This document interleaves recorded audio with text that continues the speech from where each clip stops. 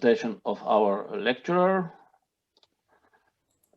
This lecture will be presented by Sandeep Goswami, CEO of Sandeep Goswami Associates from Mumbai, India. He is a certified climate science professional, expert in sustainable building, and highly passionate on how to build and maintain our world to enable sustainable well-being of people and future generations. Sandeep Goswami and Associates have fashioned itself and services on the United Nations Sustainable Development Goals and works as a SDG consultancy with its active network of similar, synergistic and complementary organizations which share specialized infrastructure and services for the development of climate resilient smart cities. I think Carl will have some words within the webinar too, representing one of those partners. So now, Sandeep, floor is yours. You can share your presentation and start with it. Please try. I think, no, sorry, I must stop sharing my presentation. Stop share. Okay. Now you can do it. Go ahead.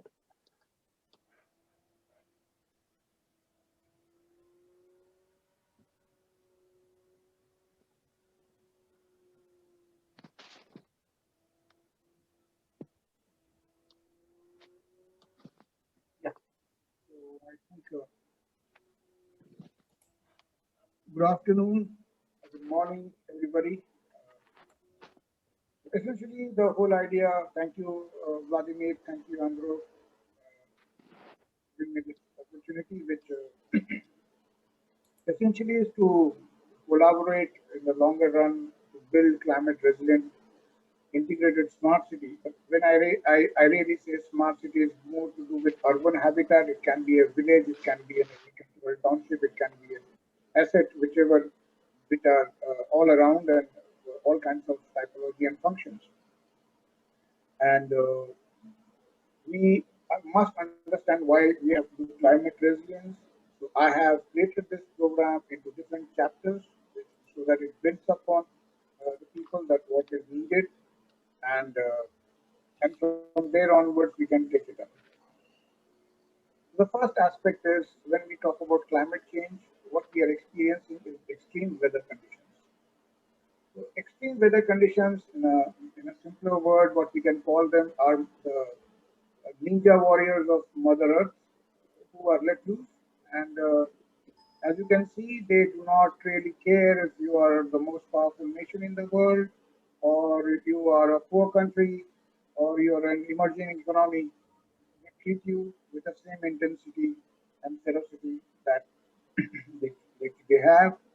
And the idea over here is not to take it up and say who is to be blamed for climate change and global warming and so on and so forth, because as we are all in the construction and design areas, and what we would like to do is to enhance our abilities to see how we can mitigate and create a sustainable solution so that we can survive and prosper as we should.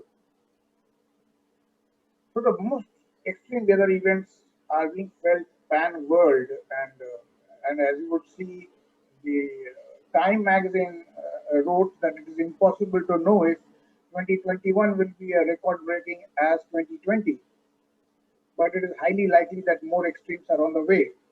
And as on cue, the climate said that they must respect such a respectable magazine, and as you can see on the left hand side, I have taken up Europe only between December 1st, 2020 to 18th of January 2021, because I'm sure till March there are much more events. But one can see the kind of extreme events that have been happening, and they are diverse in nature, really throwing everybody off balance. And as the United Nations has been talking about, the United Nations disaster risk reduction talks about it. It shows that in the decade following 2000 to 2019, whether it is the reported disasters, the total deaths, the total affected, and the economic loss, everything has doubled. And where are we looking at those losses? Which are the main forces that are impacting today the most? The most, as you can see, it is the flood, which is at the highest. Following the flood are the storms. Following the storms are earthquakes. Then we have your extreme temperatures. Then we have landslides. Then we have droughts. Then we have fire. Then we have volcano activities. Last is mass movement. Now, people will not really understand what mass movement mean, but it is a very serious implication, even though it shows as a small graph, because mass movement is something where we are seeing the disappearance of glaciers in the alpine region. We are looking at breaking up of the ice shelves in Antarctica. And when we are looking at them, what follows is that there are bacteria, viruses, and pathogens which have been hidden in them for eons, and we really don't know what is going to come to us as that ice melts. So, what are going to be the socio-economic cost of climate change? So let us understand that in a very simple graph. So everything, if you see, are interlinked. When we are talking about rising temperature, extreme weather, air quality impacts, and they all more or less are interlinked, and how they affect us. If when you are having an environmental effect of more heat, not only that the biodiversity and crop losses are there, which one cannot see, but what immediately somebody can see is the secondary effect and urban heat island effect, which is of course creating health effects. But urban heat island effect also creates a lot of effects into the building itself, because you are talking of heating it or cooling it depending on where you are. And when you're trying to cool further, there is an operational cost that increases, wear and tear of the building increases. The same thing happens when you're talking about flood. When there is extreme flooding, we have property loss, we have infrastructure damage, and we have water contamination. Of course, it leads to injury and death and waterborne illnesses. But what most of the people, when we design as designers, as architects, as business managers, as C-suite, what we don't see is that when you flood, the first thing that happens is you are cut off of utilities, and you will although find water everywhere, it is not potable. You cannot drink that water.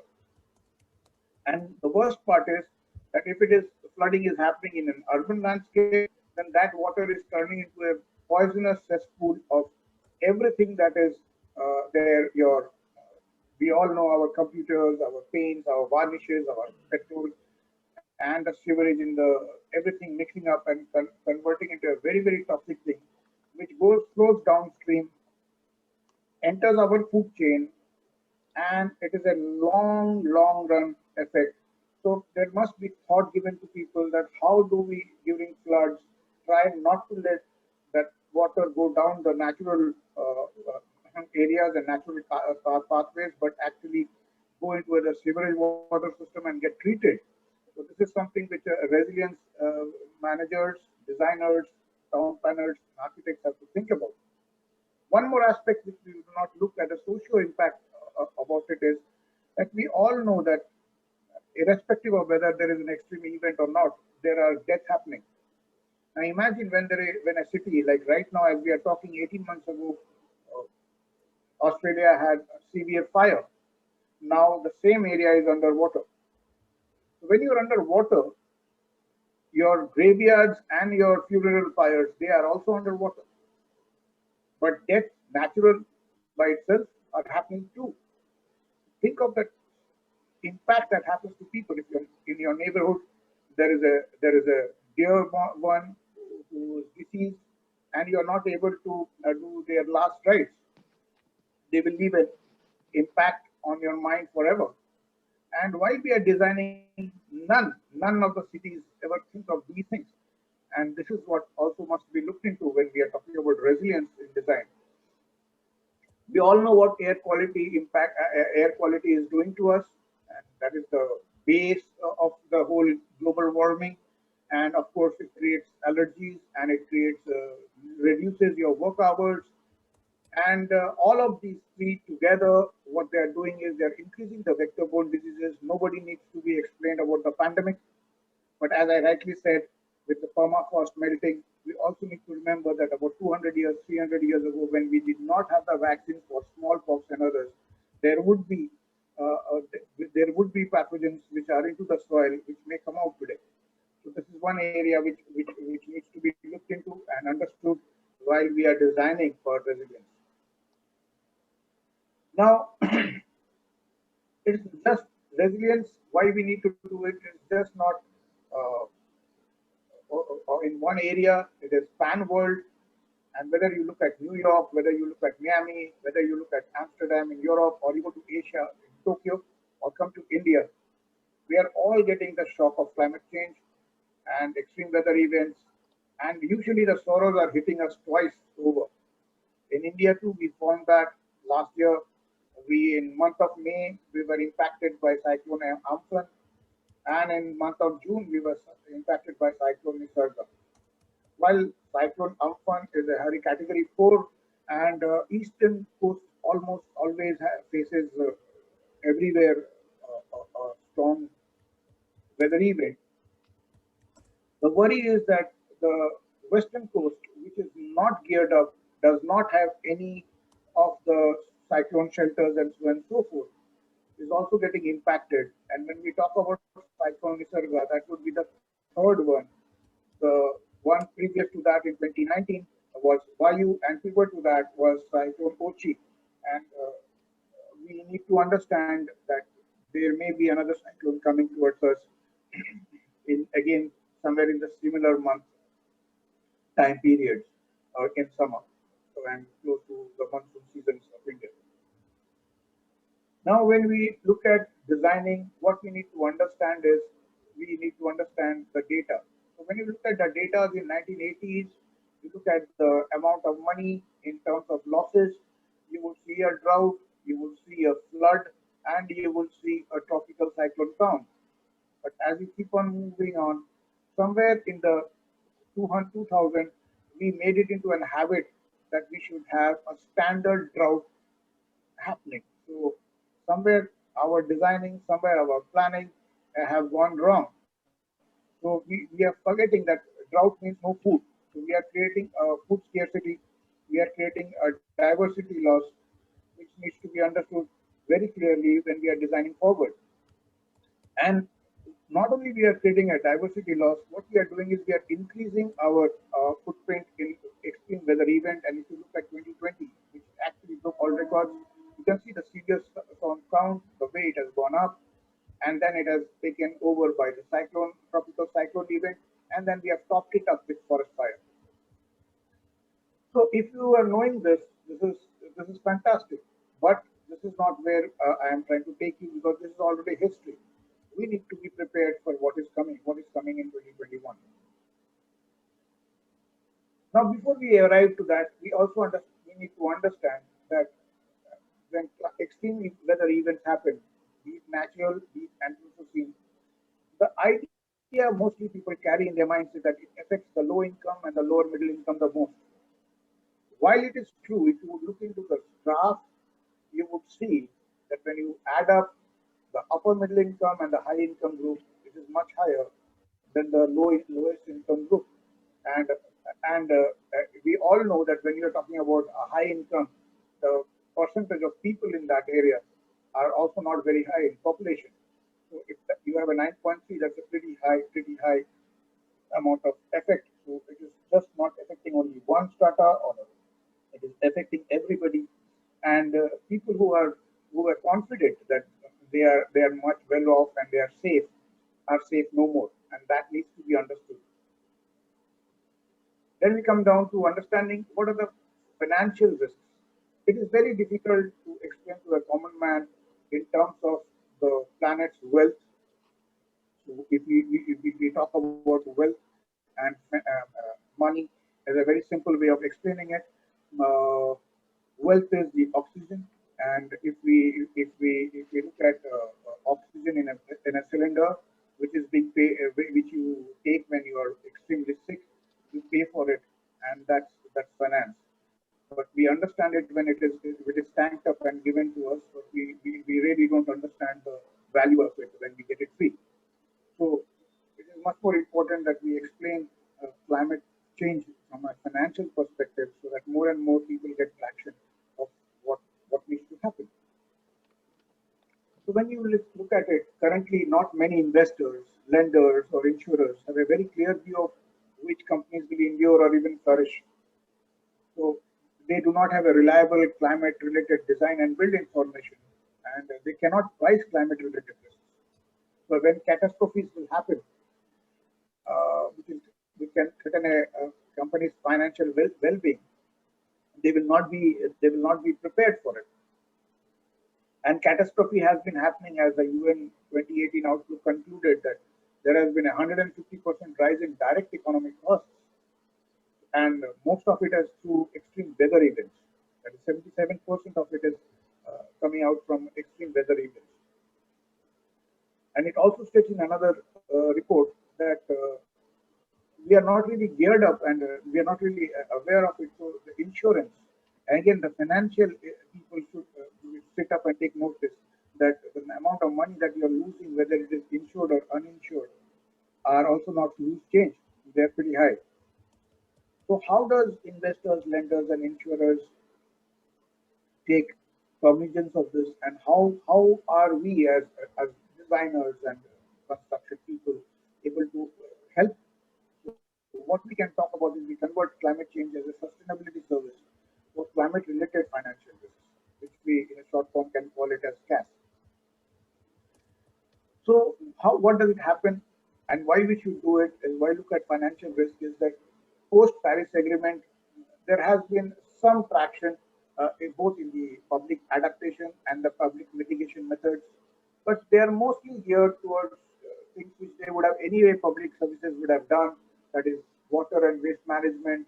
They would have taken care of a little bit of agriculture, forestry and land use, disaster risk management, cross-sectoral, infrastructure, energy. But we would see there is very poor performance when it comes down to policy. Policy is not happening in a manner it should. Capacity building is not happening in the manner it should. And as we showed that there are about 20 cities which are in the coast, which are in severe danger. But we are not looking at coastal protection in the manner which should have happened by now. And neither are the industries and extractive industries and manufacturing and trade being balanced out in a manner so that you can reduce your GHG footprint. When we are looking at exploiting markets, we can of course create companies which are manufacturing something.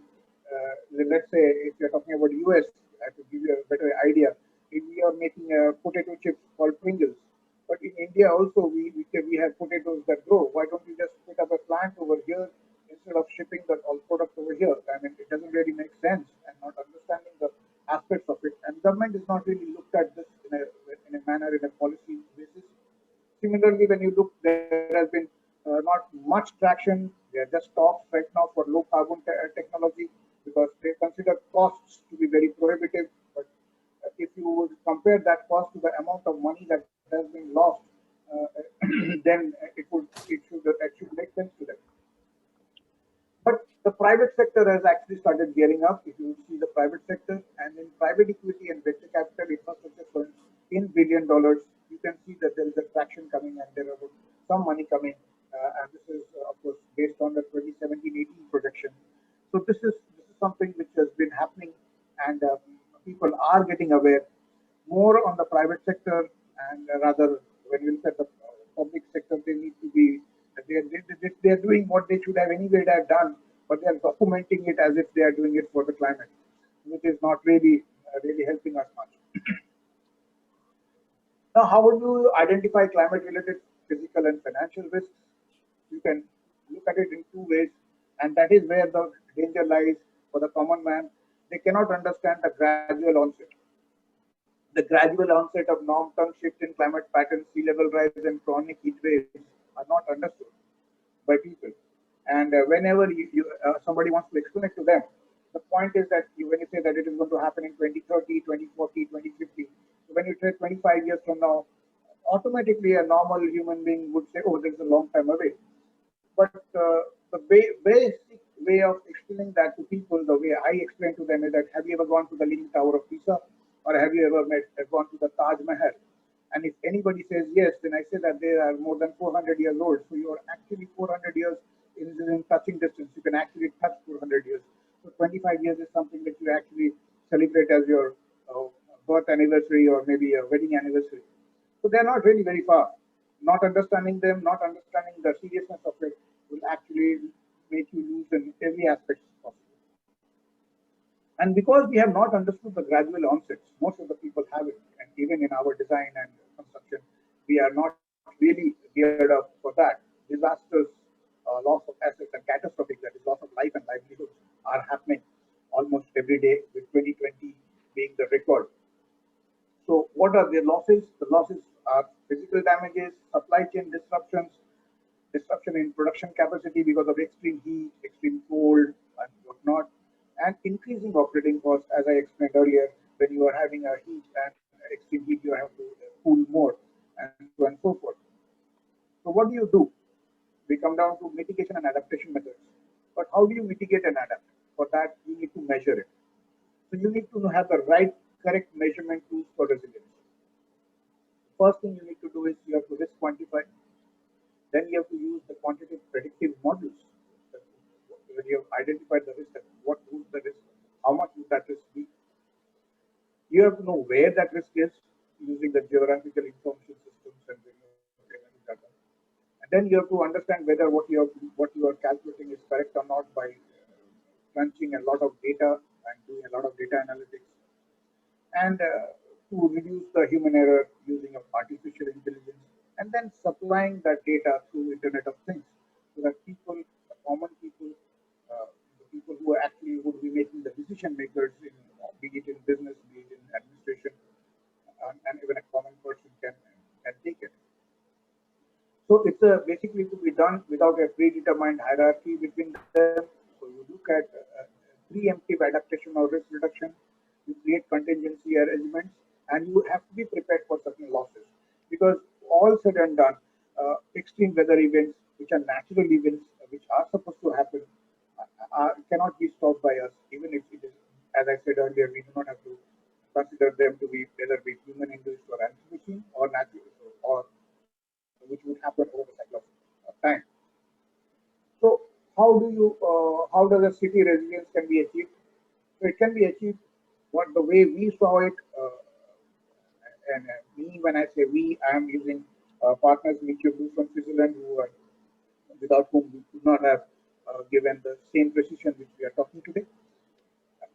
We are talking about the geoscience measurement and reporting. So we actually get the real measurements, not of past historical data, real-time data now. So when you come to know what is now, you provide the best climatic risk simulations.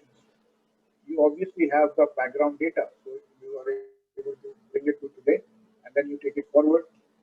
And if forward, you can do it immediate. The immediate is an hourly detail. It can be for just the first 14 days, and then we can also take it for a decadal format also.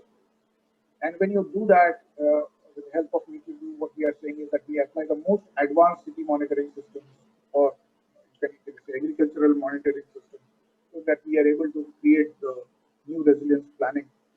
And we understand that there will be always changes. So 2 to 3 hours, if there's a change in the pattern, we are able to come back and give you an immediate answer that yes, what was predicted is changing. So you have at least a window of 2 to 3 hours, which is more than sufficient at times to be able to take care of it.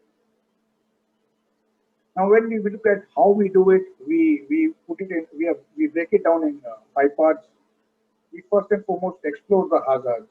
So, not every place will have the similar kind of problem, but then you filter it down, you look at it from the climatic, the geological, and the spatial hazards. The space also does make a lot of difference. You talk about ozone hole, you talk about solar flares and all, they do have their own impacts. So when you look at climatic, you choose which is the vulnerability and which are the risks? Is it hydrometric? Are we going to have heavy rainfall? Are we going to have a drought? Are we going to have normal rainfall? That's one aspect. And we look at the temperature. So when we talk about whether heat wave, cold wave, that's another thing. Atmospheric, whether we're going to see some cyclone or not. Geological would come in next, where we know that if there is a heavy rainfall and the lay of the land is in a manner where the heavy rainfall can create damage or will not create damage or will not cause flood, that is where we come to know about it. If there are realignments in it, then we come to know whether if there is an earthquake, how the damage will be more or not. If there are sinkholes, we can come to know about it. And cosmic.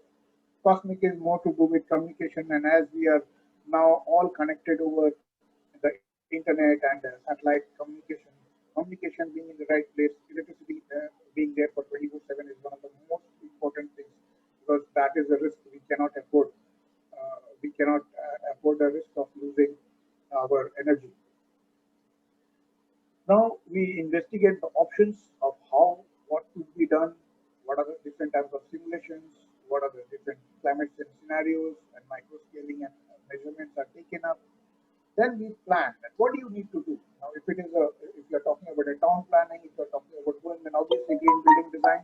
But if you're talking about businesses where the investor is talking about investing in a project, investors are talking, or the city is talking about creating a plan where they will allocate of funds, then you take it to the climate TCFD, means the climate financial disclosure tools. So you can use any of the normal tools of SDG, CDP, GRI, ESG, or integrated reporting, and merge it with our data, so you get much more real-time aspects of it. And obviously, the take action is more tuned towards the construction and the building design industry, where we talk about designing for all the physical hazards that are there.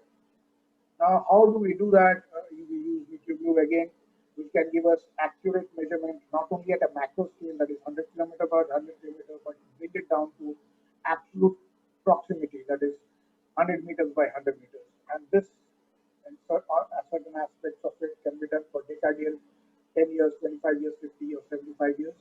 It can be a zonal risk corridor if you're looking at it as a city planning, or it can be a risk corridor on your plant asset if you're talking about your own factory.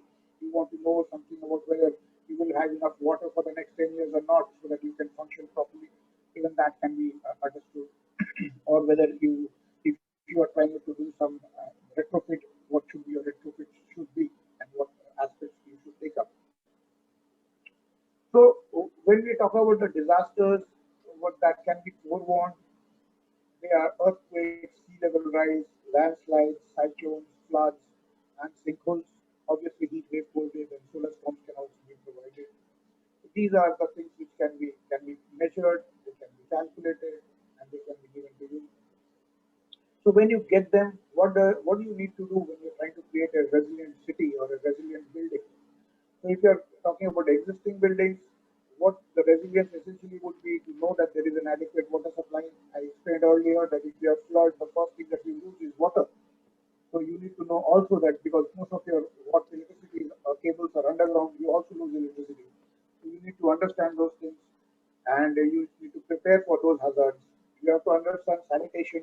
As I explained again, that the cesspool of water, which is horrible and poisonous, should not go downstream into your food chain, into your agricultural fields.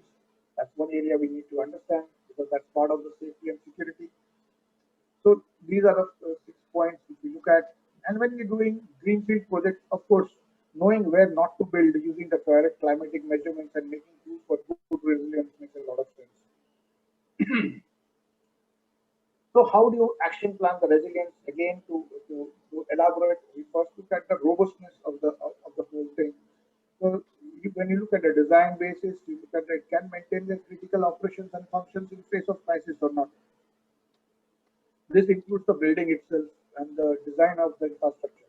Now, if there is a 300-kilometer wind speed coming to you, and you're having an asset which is built near the seacoast, which is of course a very popular tourist destination. You can no more design like earlier you would have done. You need to design and prepare for a cyclonic storm and or a hurricane or tornado, what you call for. And unless you do that, your building is going to suffer extensive damages.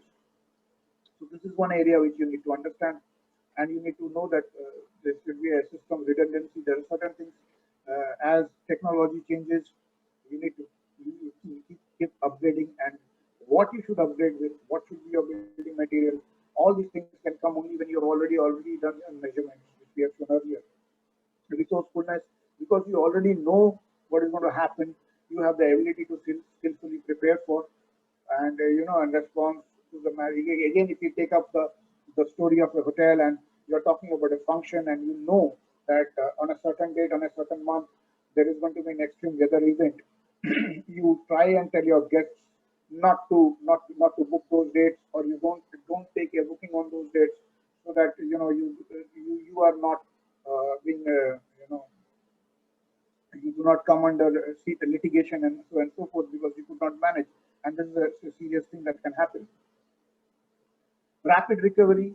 Now, one has to also understand that there should be an ability for you to be able to come back and build back better after any disruption, and that can only happen when you are having correct data and correct knowledge about the whole thing, and you have designed for the contingencies.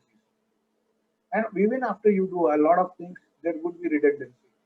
Redundancy is that you come to know that, okay, uh, when you do that climate simulation for the first 10 years, maybe for 10 years, you can take up robustness, resourcefulness, and rapid recovery. But as the climate keeps on worsening, so if you already know that this asset cannot last beyond 10 years, because then the cost of operation, the cost of maintenance are going to be high, then you try and create other aspects of it.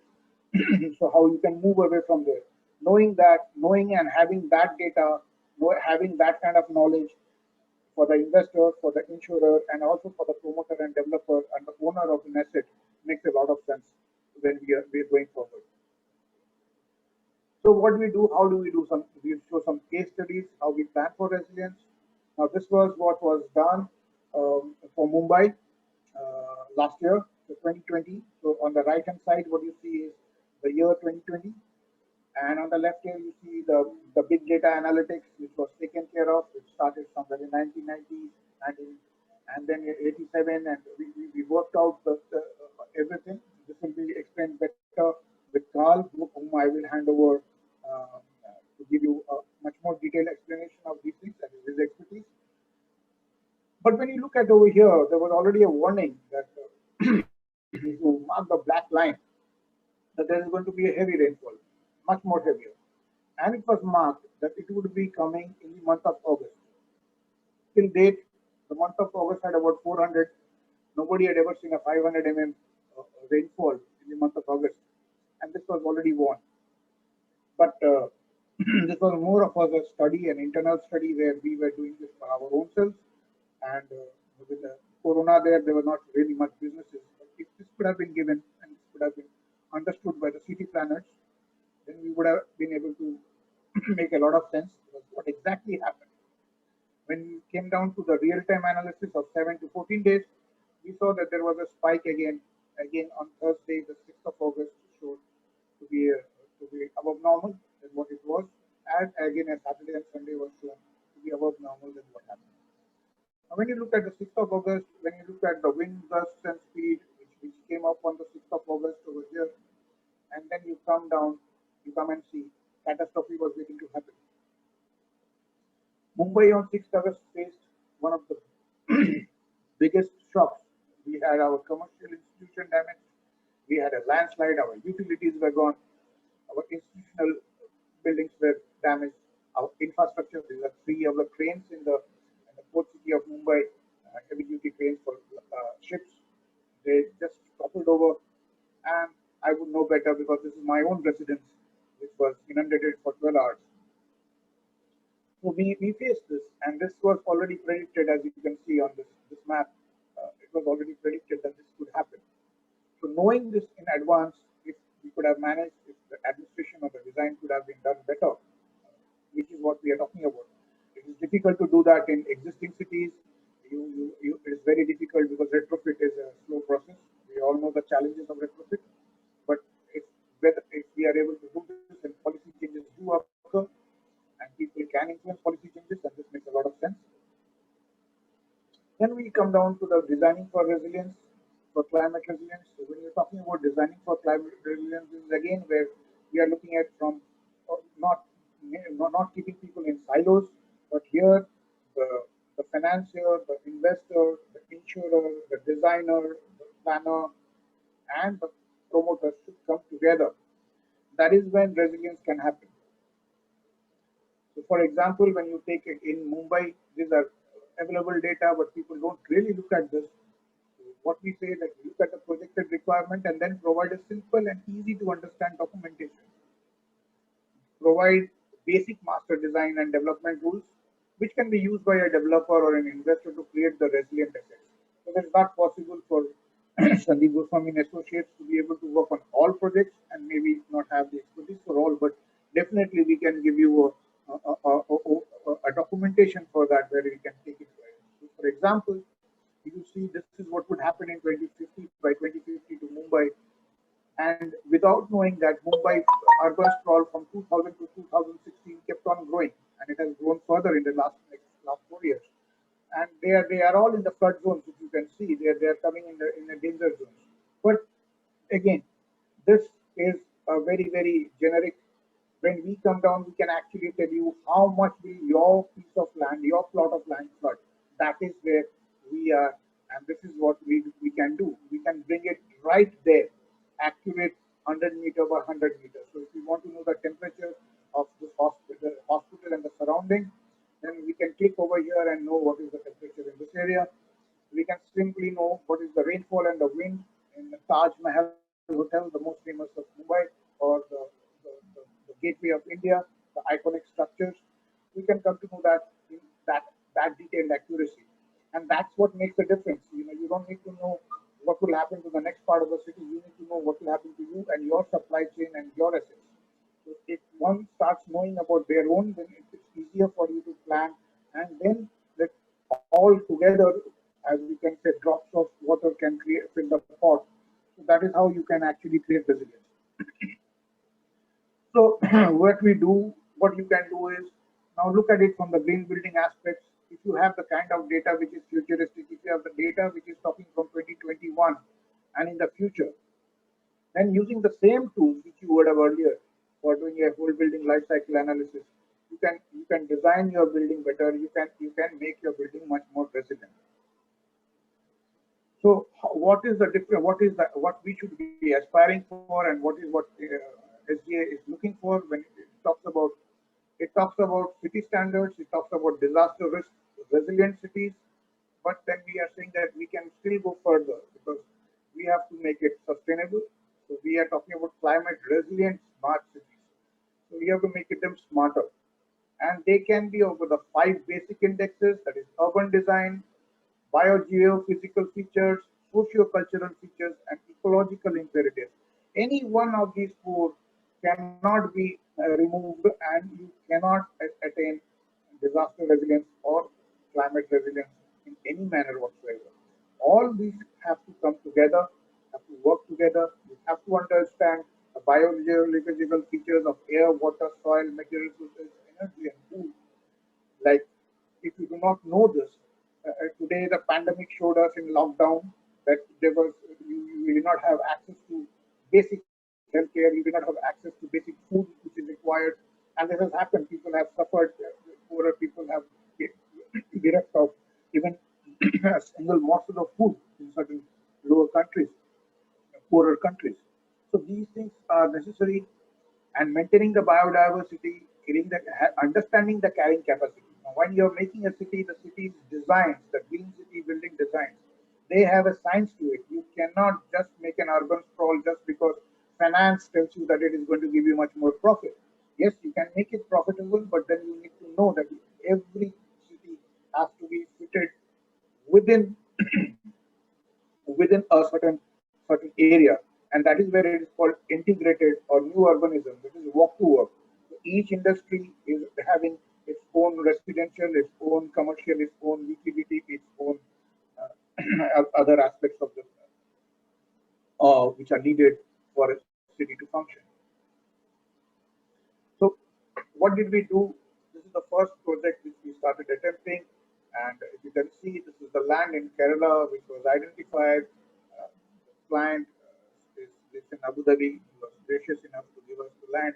We looked into the land, we started the design, but the design basis, we knew that this is a place where uh, there can be disruption in electricity, there can be disruption in food. So you had enough green designs, although this looks just like a garden, but no, we created its own integrated food, energy, water, and what is the waste management within the city. So we call that a few concept. A few concept basically means you have food security. So basic food can be available within within the gated community. It should be energy efficiency, emergency power, basic energy should be available for you. You should have water safety and sufficiency. That means you should not flood, and yet you should not be even affected when there is a drought. And waste should be properly managed, because that is where it also gives you not only revenue, but it also can save you and create a lot of other aspects, which is known to people who are into design of buildings in any which way. Now I will hand over this to Carl, because from here Carl would be able to explain how we arrive where we arrive to build the resilience. So I will stop my here and hand it over to Carl. Carl, if you would like to take this up, please. Yeah, thank you very much, Sandeep. I will then just quickly move to the presentation, just in continuation of where you stopped. I would encourage you to may post any questions in the chat which you might have during the presentation, so I can try to answer immediately as we go. I guess the key message is that the future is predictable, if you like. It's perhaps not bright, but perhaps it is bright if you can estimate and calculate it. Now, perhaps the very general point is that the major knowledge about weather information comes from the past, of course. We all know that predicting the future is more difficult than predicting the past. And having a very robust and large and precise weather engine for this, for the past 40 years is a good basis to model the future.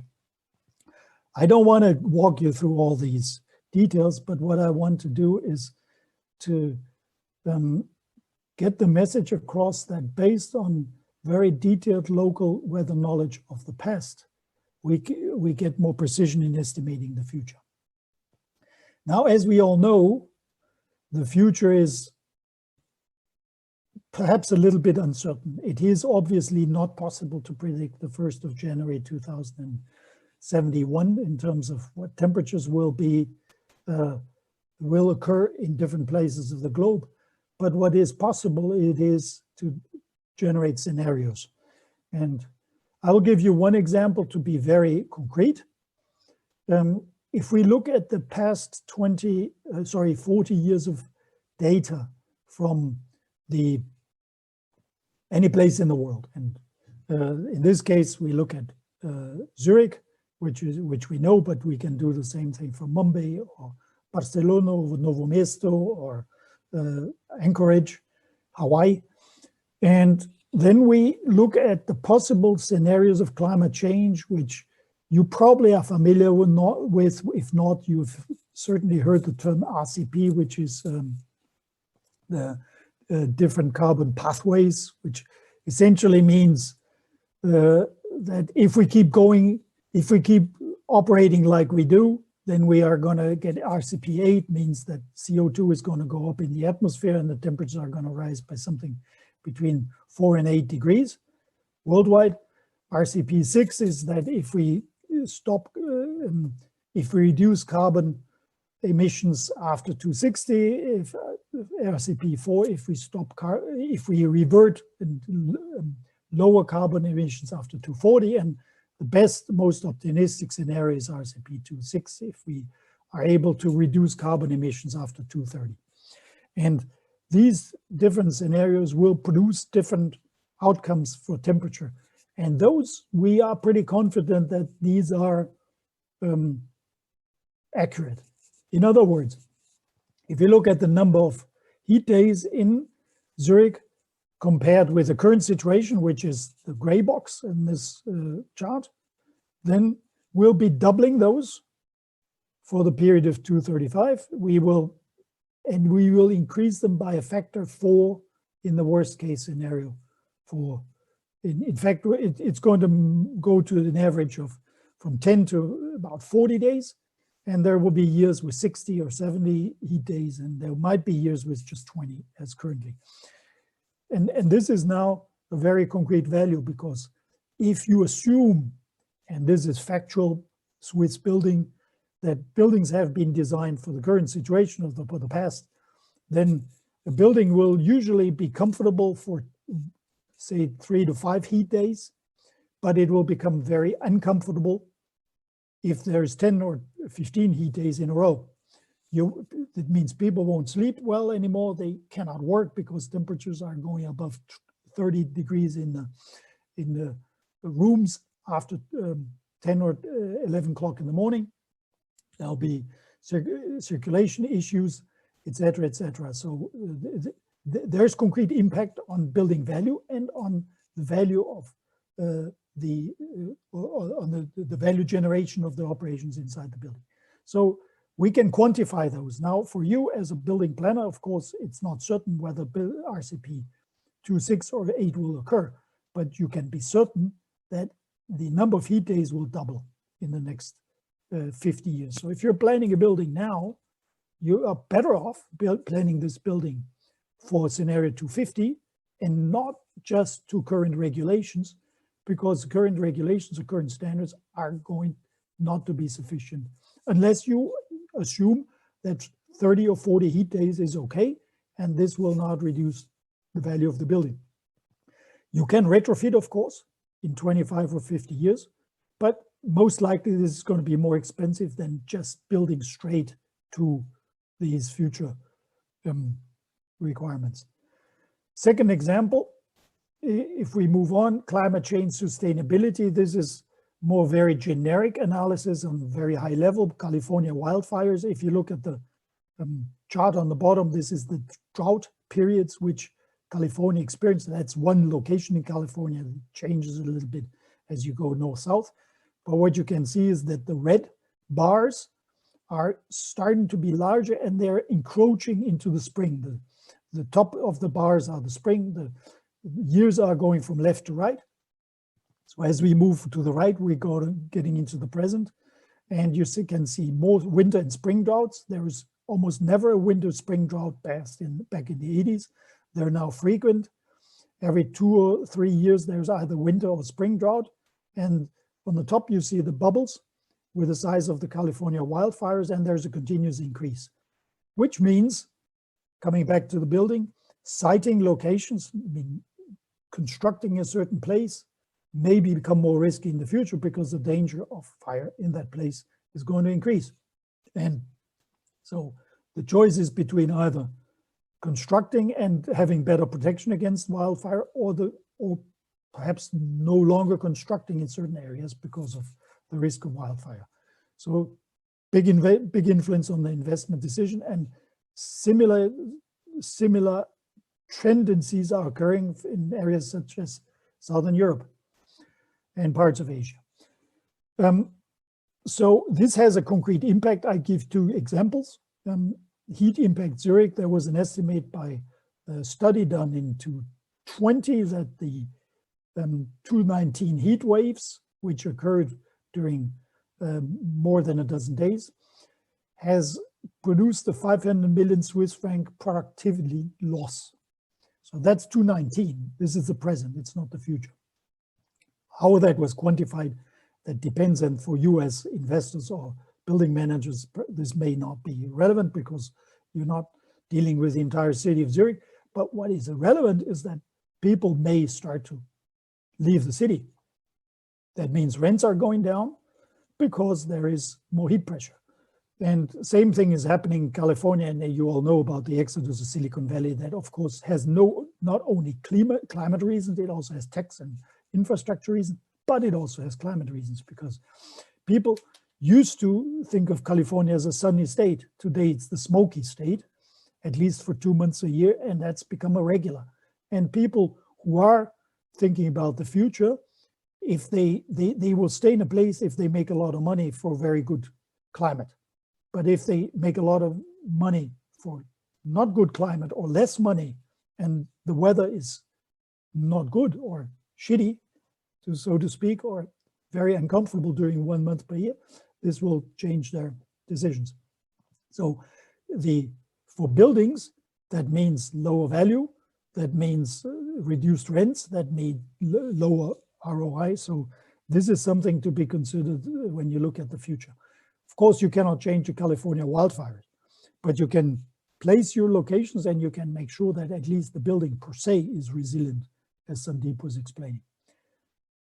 So last but not least, because I just want to give this back to Sandeep, so you understand, there's various ways to get to those data.